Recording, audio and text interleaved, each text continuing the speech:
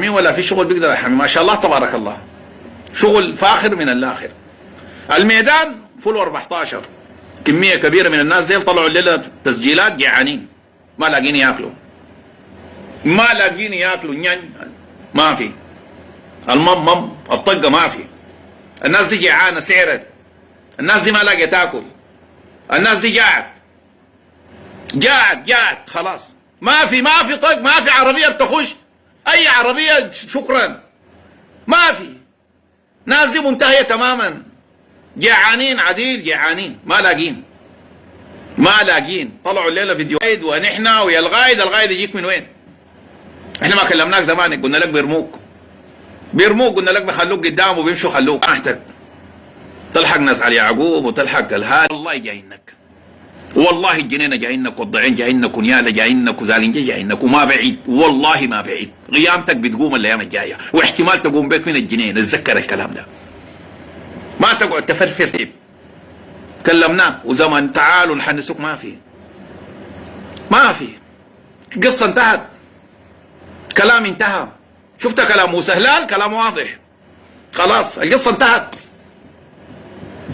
انتهت بهناك، خلاص انتهت تماما، موضوع خلص تمام. النيل الازرق، الفرقه الرابعه جاهزه، الدراعه جاهزين، امني عجين جاهز، البراون جاهزين بهناك، المشتركه كل الدنيا دي بهناك. الدنيا سمحه، والدنيا عندنا ناس عندهم علاقه بالسياسه، ولا عندنا احزاب، ولا عندنا ناس ذاتها، عشان ما عندنا اي حاجه. نحن والله العظيم الحاجه اللي اتعملت في السودان دي لولا العسكر ما كانت تتعامل اليوم القيامه. مما دوله السودان دي بقت سودان كده وقامت حكومه، والله لو ما عسكر والله الان دولتنا تكون تحت الارض. لا عندنا احزاب، لا عندنا سياسيين، ولا عندنا ناس ذات عندها علاقه بالسياسه. عندنا عطاله، عندنا انتهازيين، عندنا حراميه، حاجه بتتحسب.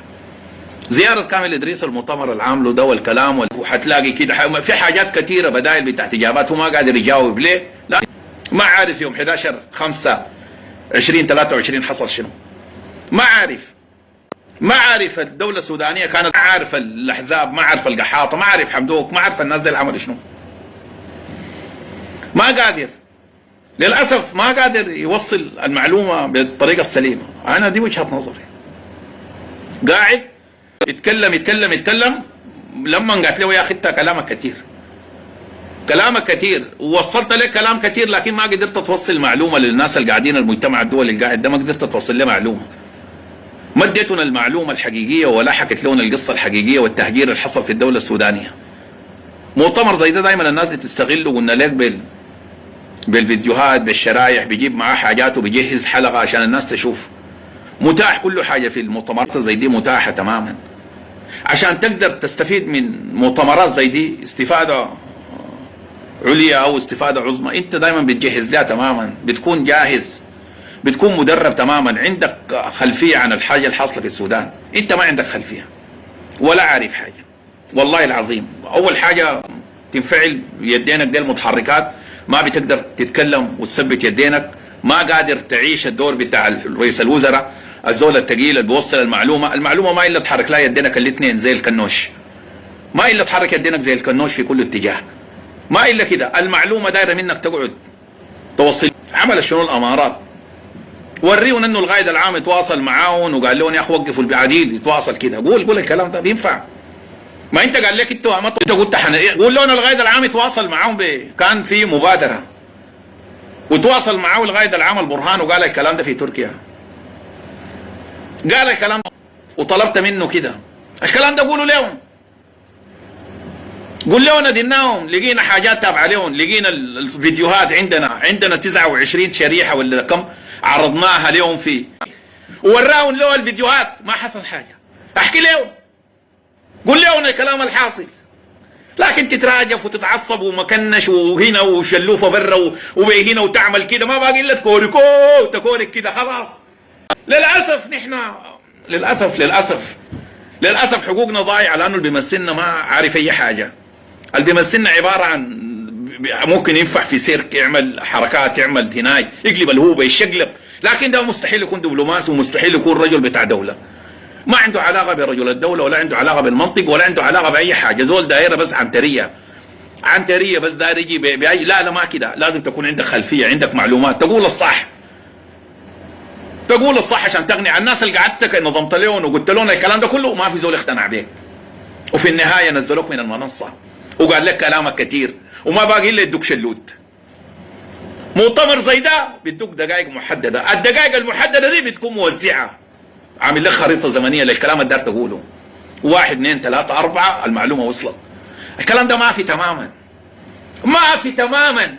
زول منفعل يدينه الاثنين شغالات، ما بيقيفل، شلاليفه شغالات، اضنينه شغالات، جسمه شغال، ما باقي الا يعمل لهم المنقطو، ما باقي اي حاجه، ما باقي الا تعمل المنقطو، كلك شغال هزاز، كلك تتهز، ما قادر تسيطر، تتلفت كده الركب طايره كده، الركب تجي هنا، ما قادر تسيطر وما قادر توصل المعلومه. للاسف بتثبت نحن دبلوماسيتنا افضل من كده، وممكن زي السفير بتاعنا حسن حامد بتاع جنيف اللي اتكلم داك، ممكن كان يجي يمثل احسن منك، ممكن الحارس يجي يمثل احسن منك، ممكن يجي يوصل المعلومه افضل منك ويقول الكلام الواضح والصريح ويختصر الشغله والقصه، لكن للاسف ربنا ابتلانا. حسبي الله ونعم الوكيل، حسبي الله ونعم الوكيل في اللي اختاروا، حسبي الله ونعم الوكيل في جابوا لنا وبقى لنا رئيس وزراء، حسبي الله ونعم الوكيل.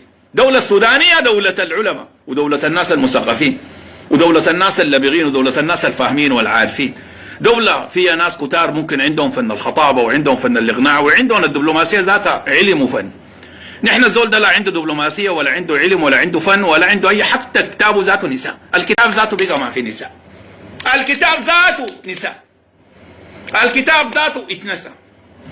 عشان كده امس انا بشوفه تهتير بالدولة السودانية اللي حصل امس ده، واستصغار للدولة السودانية، استصغار للدولة السودانية، وخجلنا والله العظيم، خجلنا والله، خجلنا عديل، خجلنا للأسف، خجلنا. بس الحمد لله والشكر لله. نمشي للحاجة الثانية، الفساد. عشان انا داير اديك وتكون عارف العقد بتاع الكوبري، صيانة الكوبري للآن ما ظهر، ما معروف العمل منه، انا بديك من الاخر، ما بديك معلومة، لا بقول لك الكلام الحقيقي. العقد ده لا مر بوزارة العدل ولا عارف عنه حاجة ولا عنده عنه فكرة. اسمع الكلام بتاعي ده، العقد بتاع الكوبري قال لك مضينا عقد، وطلعوا قال لك مضينا عقد ب 11، ما في، العقد ده ما جاء، ما في عقد. انا بقول لك ما في عقد، ما معروف السوى منه، السوى في بيت، شالوا زول مضاعه في بيته، مشى زول عمله في بيته ووثقه، ما في عقد. وزارة العدل العقد ده المفروض يجي وزارة العدل، ليه؟ لأنه القيمة دولارية وعقد كبير، أي عقد بالدولار لازم يكون في وزارة العدل. أزالوا وزارة العدل، إدارة التوثيقات والعقود، قول لهم عندكم عقد جاكم بتاع الكوبري، بيقول لكم ما جانا. معناته شنو؟ معناته فيه شبهة بتاعت سرقة، شبهة بتاعت فساد، شبهة بتاعت إنه ما داري يوصلوا هناك لأنه فيه حاجات. إلى الآن اللحظة اللي بتكلم معاك أنا فيها العقد ما مشى وزارة العدل، ما مشى للآن، ما مشى، ولا يكون يتعمل من برا في بيت.